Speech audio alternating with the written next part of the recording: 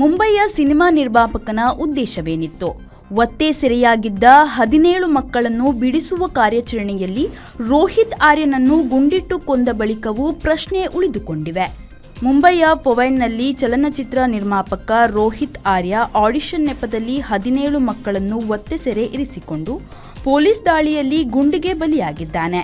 ಆತನು ಮಕ್ಕಳ ಹೆತ್ತವರಿಂದ ಒತ್ತೆ ಹಣಕ್ಕೇನೂ ಒತ್ತಾಯಿಸಿರಲಿಲ್ಲ ಎನ್ನಲಾಗಿದೆ. ಪೊಲೀಸರಲ್ಲಿ ನಾನು ಉಗ್ರನಲ್ಲ, ಮಾತಾಡಬೇಕು ಎಂದಿದ್ದ.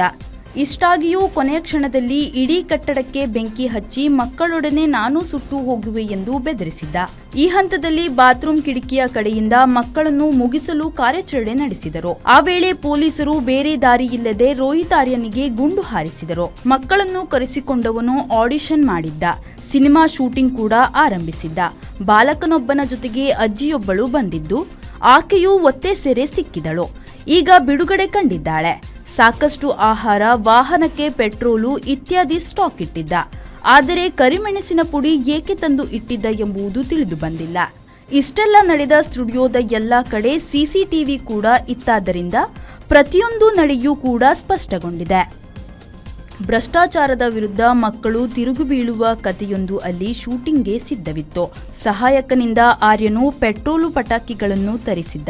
ಶೂಟಿಂಗೋ ಒತ್ತೆ ಸೆರೆ ಬೆದರಿಕೆಗೋ ಎಂದು ತಿಳಿದು ಬಂದಿಲ್ಲ. ಪೊಲೀಸು ಗುಂಡಿಗೆ ಬಲಿಯಾಗುವುದಕ್ಕೆ ಮೊದಲು ಆತನು 4 ಮಕ್ಕಳನ್ನು ಬೆದರಿಸುತ್ತಿದ್ದ ಶೂಟಿಂಗ್ ಭಾಗವೋ ಅಥವಾ ಒತ್ತೆ ಧಮಕಿಯೋ ಎಂಬುವುದು ಕೂಡ ಗೊತ್ತಾಗಿಲ್ಲ. ತನಿಖೆ ನಡೆದಿದೆ.